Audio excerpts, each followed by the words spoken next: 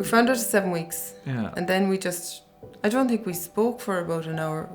We were just going... When they did the scan, she said, hang on a second, there's more than one.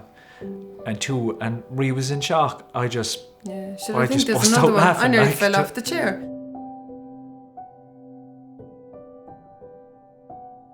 Then we came to 25 weeks and 2 days. And we were scanned, and then they were double checking and triple checking and double checking. They said no. Yeah. There's a 50-50 chance we're going to lose one or both of them. Now 50-50 for us is way too high. It was. So when you were born, the one thing we didn't expect to hear was them cry. We actually didn't like. So we did. Little squawk. Two little squawks. Yeah. I saw them the next day. They were separate. They were ventilated. Tiny little nappies on. You're being right and just chilled out there. I got to meet my boys. Yeah.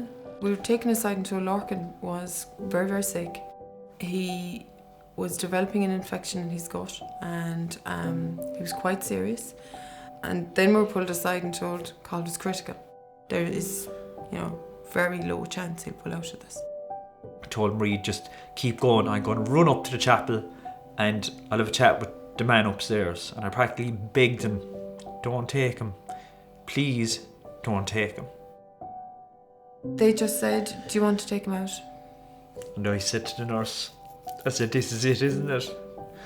And she just nodded. So So I snuggled him in, and as I said, I held him and you held both of us. Yeah. And he passed away in our arms, yeah. Hi, Cathal. You don't like your tubes either, no? We brought him home here on the Monday, wasn't it? On the Monday. Just went down to the bedroom and looked at my phone. There was a few missed calls from Cork. And I got to ring him back, and I was told by one of the doctors that Lorcan is going to Temple Street tonight. He's very sick. We just drove off from a funeral, literally, of one son, and they were preparing him for an ambulance transfer to Temple Street. Yeah.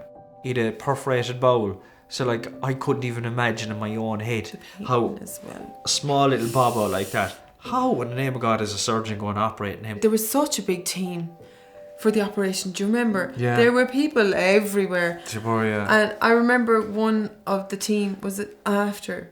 Yeah. Give me a hug. Morning, Lorcan. Huh? He was back from his operation and improving all the time and getting better. You just don't want to leave. And in the end, when the nurses said, you're going to have to get some rest. And they end up kind of looking after you as well. They do. They all become kind of part of your family, like this big extended family of medical staff.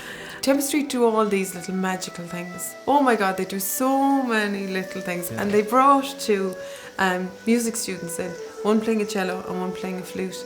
And you could see all the sats, all the machines, and they all settled. And the nurse said, look, he's loving this. They're just special. They're all the time fighting to save lives. And before you know it, you're 100 and something days in the hospital. Then you're told, right, so you can go home. Yeah. You kind of almost don't believe it. Butterflies or coffee with water. We send them a letter every Christmas from Lorcan to let them know how he's doing. Then we buy Lorcan's presents, but we also buy presents for Cathal. And Cathal's presents get packed, parcelled up and sent to Temple Street as well. You walk in and there's all this amazing stuff happening in there, and all these lives being saved and miracles happening. And we were sitting, especially in ICU, you'd see those where the plaques would be on the incubators, and then you realise that every bit that was linked into him that helped him was on there because someone took the time to donate. It all adds up. Yeah. Every little bit adds up. Yeah. Just thank you so much. 1,000,000 times. Just thank you so much. Do you know?